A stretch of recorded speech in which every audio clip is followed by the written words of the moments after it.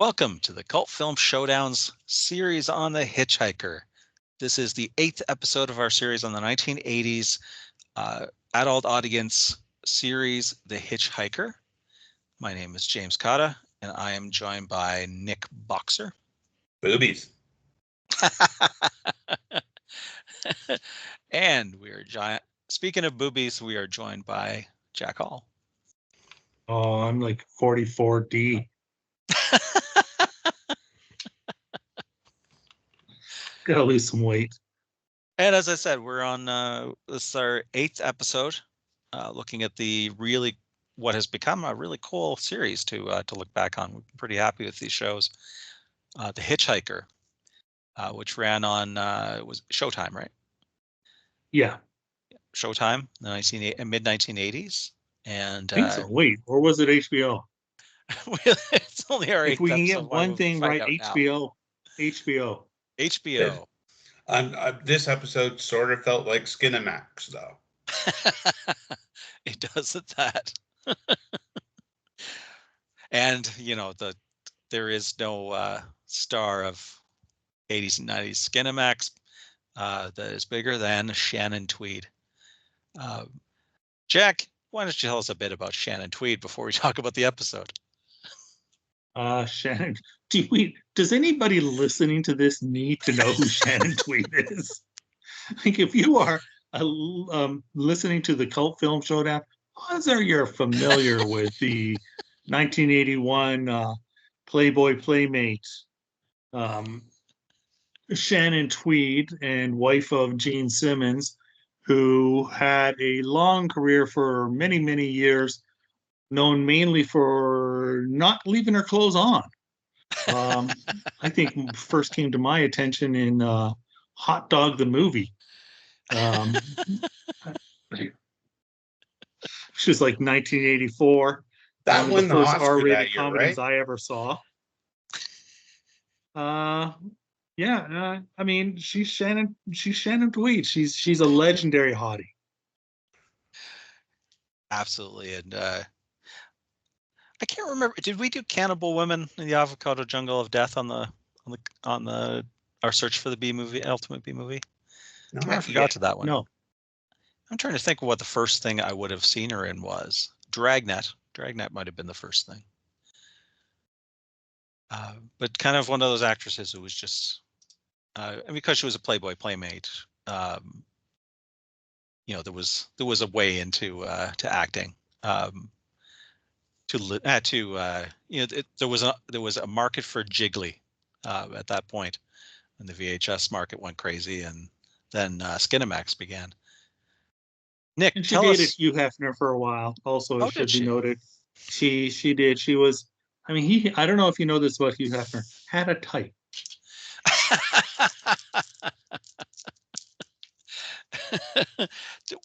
I can't. Was it like did he normally date blondes with large jugs? Gee, did he? Man, I'm just looking at her like filmography a little bit here, and it's just like one scene, one film where she's naked after another. It's just Twisted Justice, Tag Team, Parker Lewis Can't Lose. Just one naked appearance after another. Yeah, you say that like it's a bad thing. Cold Sweat, Night Eyes 3, Indecent Behavior, Possessed by Night, like Illicit Dreams, Indecent Behavior 2. I just watched Illicit Dreams. Desire. Oh man, these themes of these things are just awesome. Human Desires. Cuban Desires. Ah, tremendous. Tremendous. So anyways, that's who Shannon Tweed is. All right. Nick, tell us what Shannon Tweed was up to in this episode of The Hitchhiker. Oh, well, we start off with a... You know what? Not going to start with this because, well, I think I said it best off the top of the show. Boobies. Yeah, it starts that way. But our main star is what we're saying is do not watch the USA cut. Make sure you get the HBO cut. I kind of doubt there's a secondary cut of this one because There is. it would be really short. Um, so our main star is the prosecutor on a crusade against pornography. Now, his nephew, who is also on his staff, gets tricked into starring in a porno by Dr. Rita, played by Shannon Tweed. Now, unfortunately, it seems like our prosecutor has his own issues to do with sex. And being as the fact is that he's being cuckolded by his wife, these issues come up, and he convinces himself that he has sex with Dr. Rita, and he reenacts the killing of his high school girlfriend that the nephew also witnessed, but it was all in his head. And he ends up admitting that he killed his high school girlfriend, and he's done. Well, I mean, you kept on saying last episode when we were doing the legendary Billy B that you didn't understand it at all. I didn't understand this one at all. You cleared up a lot for me there. Because this episode did not hit for me. Like, I watched it 4 days ago, and I had to start on watching it again to remember damn thing. I watched the nude part several times. Oh yeah, just to make sure I understood. It's a key plot point. The IMDb write up says he was the mayor, but I am equally convinced he was a prosecutor. I don't remember if they say. I think he was running for mayor. I think so. Yeah. I mean that he. There's a point where they call. There's among the weird parts of this episode. There's a point where they bring Dr. Rita, who is both a sex therapist and produces possibly underground videos. Like it's kind of vague why she's like. Well, the prosecutor or the mayor or whatever, Jake Purley, has a bunch of her videos. Like, he's a big fan, and those seem to me to be. They had like nice box art and everything like that. Made me think that that this was a major production. Yeah, not homemade underground stuff. And yet the other guy didn't seem to know that he was being recorded. Oh, there is that. So it's a multi-camera shoot that we tricked you into. Yeah, a lot of close-ups. There's a bit where Dr. Rita is brought into what, like, they talk to her like she's giving testimony, but it's like Jake and two other people like demanding answers, and it's like there's no explanation of what is actually happening in that scene. It's not a trial. She has no lawyer, so it can't be like a giving testimony.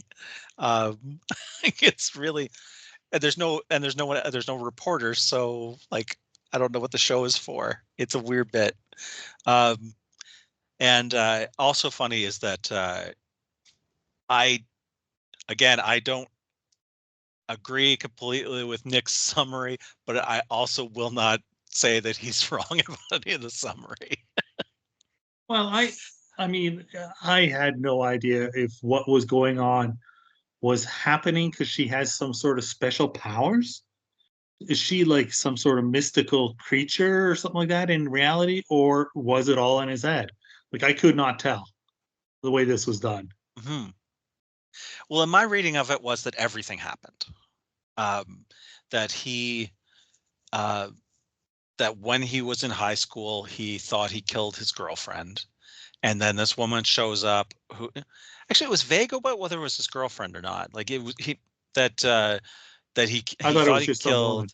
Yeah, that he thought he killed this woman, this girl from his high school class who was moving away, and um, there was a bit of explanation of why no one looked for her, basically.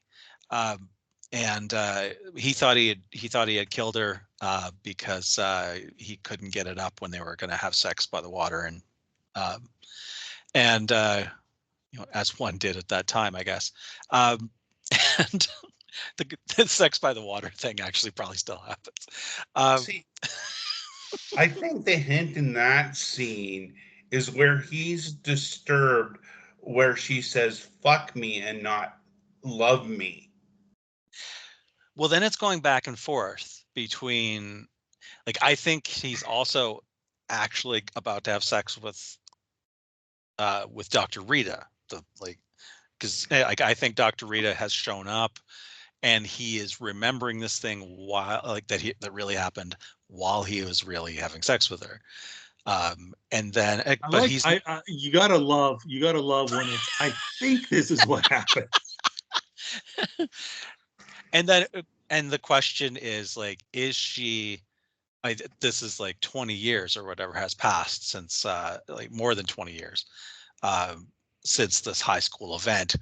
Is she the girl that he thinks that he killed, or that he thinks he killed, um, or is it just like bringing up, like, she looks enough like her to mix up his brain, because he doesn't, I mean, obviously he knows who she is for this tape, because he has a nice little collection, some of which are marked as evidence that he I guess that's another weird thing, is if he's a mayor, why would he have access to police evidence?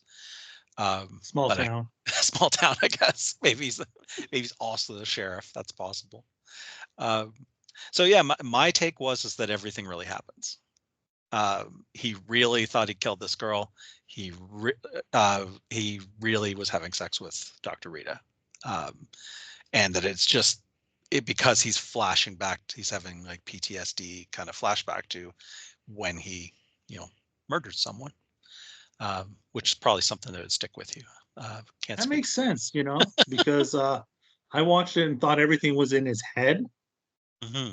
and it's like the very last scene where he's caught and he's admitting, what has happened and this and that. And there's a tape of him with Dr. Rita. People are watching that ruins his career and this and that. And then she shows up. It's like, why was she there?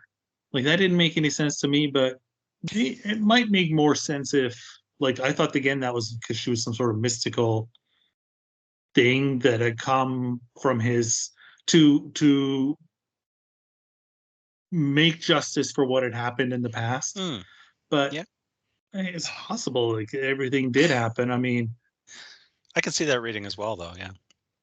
yeah, like it's this is makes it sound good. It makes this episode sound good because it's like you almost need to watch it 2 to 3 times to have your own interpretation. But it is pretty slow. Which is a terrible thing to say about a 25-minute TV episode. Yeah, I mean, the first 5 minutes is Drags a is little bit. Shannon Tweed talking sex and getting naked, and like close-ups of like for the photography. The director was the guy who directed this. He's been like the director of photography on like some great projects like Breaking Bad and like he's still working to this day, like and It just is. the Bronx Tale, American Me. He was director of photography on that. That's a great, great movie. Like a lot of very, very well shot, well thought of series. So as the director of this, he's as a television, he's more a television director, but I mean, he had like a career that you would say he was working television, went to mainstream movies, came back to television, but at high end television. So I mean, let's just say that like his shots and everything like that of her, very well done, very sexy. So to summarize your point, Shannon's Tweed breasts are framed correctly. They See, are. I disagree that they're framed correctly. Because the first I couple of saw them. times, well, the first couple of times you see her face, and then there's a separate shot of her boobs, and I'm like, that's what you do when you have a body double. Oh, Uh, that's true. but then It like, didn't seem as big as her normal but boobs at but first, I then thought. like you do see like her and her boobs, so Yeah. there is a shot that gets everything. So I'm like, did they do a couple of extra inserts because she was only going to do the one shot or something, or is he like really just focusing in like a Jim Wynorski movie on the boobs? um, Yeah, it could be Again, very well both, be. You know both what this plausible. episode could use? More boobs. Yeah, I agree. I think that's why I felt that it might have dragged for you, is that you got boobs so early that you're like, Yeah, when's their boobs again? And they're like, well, exactly. there might not be any more boobs, and you're like, but there should be more boobs. Like, you don't you don't put the boobs in the first 5 minutes and then not have any more.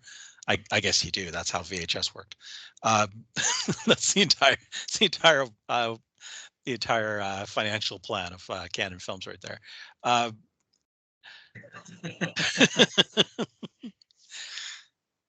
but yeah, Uh, and actually, I'm going to say that we love Shannon Tweed. We love Shannon Tweed in this. We love that her boobs arrived. Uh, she is not the reason why I picked this episode. This one's also me, and it's Paul Lamatte who plays the mayor or prosecutor or candidate for mayor. Paul Lamatte is an actor I always liked that never really found the right project. He was just a working actor and worked into the early 2000s. Um, his biggest role was in American Graffiti, uh, and mm, that's really what I love him from. And one of the people that returned for American Graffiti, for more American Graffiti, which was the lesser known sequel. Uh, but for here on the Cult Film Showdown, the thing that he is beloved for is he was the voice of Omar in Rock and Rule, the oh, nice. the 1980s animated rock movie made by that destroyed a Canadian animation company. That might be a little. That might be a little. Let's say more complicated than to say that they just destroyed a Canadian animation It is, company.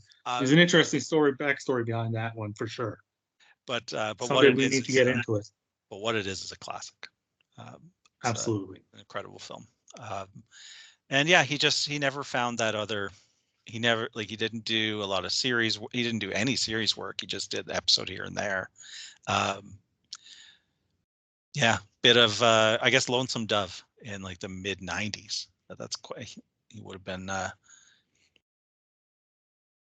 Yeah, he was already like mid career at that point, getting on later Mhm. careers. American Graffiti was the mid '70s. Uh, Was that his but first yeah, film? he had one little bit part before that. He just a TV movie the same year, so I don't know which one he filmed first. Uh, American Graffiti was 1973, and he did a TV movie called Firehouse that also came out in '73, so around the same time. By the Yeah, way, Shannon Tweed now 66, I think, apparently, from what I'm getting here.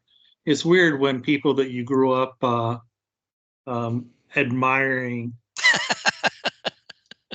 physically like this, you realize they're getting up there like that. It's weird to think of.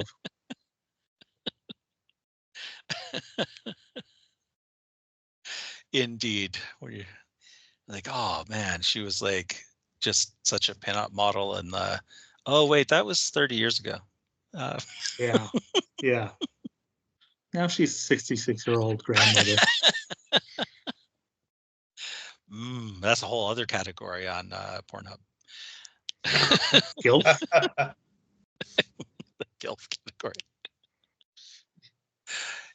Well, this was an interesting one. This is a fun one. I like that we had different takes on it, but no one could be definitive. And uh, as I said about Legendary Billy B, this one felt more like its own thing.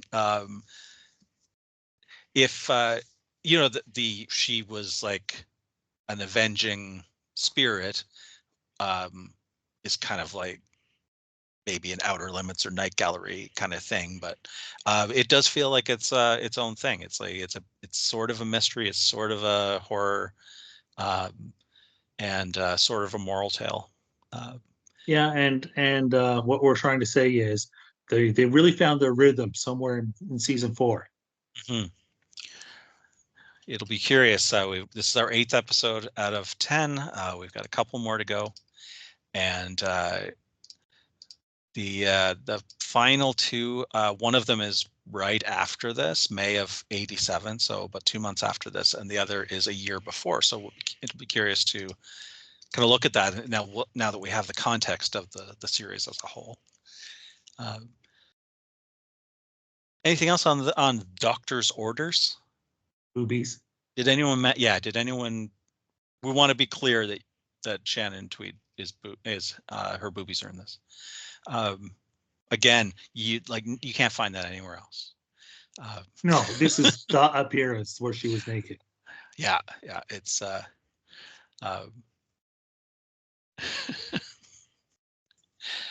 it's like the Phoebe Cates scene. That's the only time you would get that. The Jamie Lee Curtis. Are you just trying to add to my watch list right now? You only have to watch 5 minutes of each of those. Well, there was 2 movies with Jamie Lee Curtis. Also, Mother's Boys. Oh, really? I don't even know that movie. Stick with Trading Early Places. 90s, like Early 90s. Pardon me? Stick with Trading Places. Full Yeah, Trading on, Places is the straight classic one, shot. but Mother's Boys, she was naked in Mother's Boys as well. That's early 90s. Right, I think just a little bit before True Lies. I tried to pull up the celebrity skin for Shannon Tweed, but I think I crashed the site. Nice. All right. Thanks for listening. Business. We will be back with episode 9 of our series. The episode is called Cabin Fever, with the great Jerry Orbach. And if you go to the Cult Film Showdown YouTube channel, you can subscribe there. You can like, you can comment, you can tell us what you'd like to hear coming up. And you can also find a playlist for all of the episodes of The Hitchhiker that we will be watching through the season. There are several versions of these episodes. I tried to find the most complete and the best one, best quality, but we wanted this wasn't a secret season. We wanted everyone to be able to watch this ahead. And the Cult Film Showdown is also on Instagram and on Patreon, where you can support our search for the ultimate B movie and our search for the show that we watch after The Hitchhiker. And we are sponsored by WeTalkPodcast.com, the home of the Octagon, which keeps track of our search for the ultimate B movie. Current top movie is Hard Rock Zombies. Go track that down. That's a fun movie. And We Talk Podcasts has a Facebook and they have a Twitter. Should we throw out there for people any of our options that we're considering for the next season so they can weigh in? Sure. Yeah, let's do that. Let's do that. You had a suggestion, Jack. I had suggested off air that we consider doing the 80s comedies very special episodes. Every season, it seemed an 80s comedy would always advertise, this Friday on Growing Pains, a very special episode. And those very special episodes are often intended to be very serious and unintentionally hilarious. Yeah, they get so hilarious. Some of them were so serious that they are so out of context with sort of like out of stream with the rest of the series. It's like when you've watched MASH and then you watch the final episode of MASH where half of it is about a woman smothering her child. Yes. Like what? Oh, This is what you wanted to end on. That's a choice. yeah. We talked about doing just a short season of some B movies or things that we don't think would have scored in the Octagon, but would have been in On that. the watch. Yeah, like on the they might not have been high scorers, but they would have been something interesting to put into the mix. I have a And couple for that. I've been watching tons of Joe Bob Briggs old material, and definitely come Late, across some. great Joe Bob Briggs. Oh wait, no, he's still alive. He's still alive. He continues to be great, Joe Bob Briggs. He is the great Joe Bob Briggs. We love him. And we still have a list of shows that we looked at before this season. Trying to find that magic mix of interesting anthology that had boobs. Yeah, well, Masters of Science Fiction was one we considered. Mhm. Freddy's Cafe or whatever it was, or Nightmare Cafe or whatever it Nightmare was. Cafe, Freddy's Yeah, Nightmares, which Freddy's Nightmares. Yeah, and Tales from the Dark Side, Tales from the Crypt, American Gothic as a TV series. We talked about yeah, that, yeah. and um, yeah, and there was a couple of kind of mini And there movie was another anthology, the one that was the follow-up to Masters of Horror that was on NBC. I can't remember what that was called. Masters of Science Fiction. Is that the one? No, Masters of Science Fiction was on ABC and was, Oh, okay. but this was an actual horror Oh, series okay. again. I can't remember what it was called, but there Was was that? another one we were Oh, considering. that was Fear Itself. Fear Itself. There you go. Yeah. Yeah, that'd be an interesting one to get back into. No boobs, but we can always just watch the first 10 Shannon minutes Tweed. of this episode. Yeah, just bring a random episode, a random scene from a Shannon Tweed movie in the 90s, and then we'll watch an episode of Fear Itself.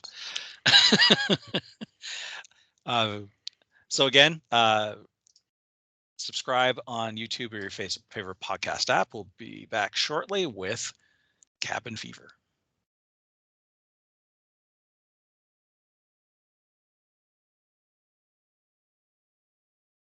Episode a lot smoother. Wait, are you saying Shannon Tweed was naked in Naked Lies?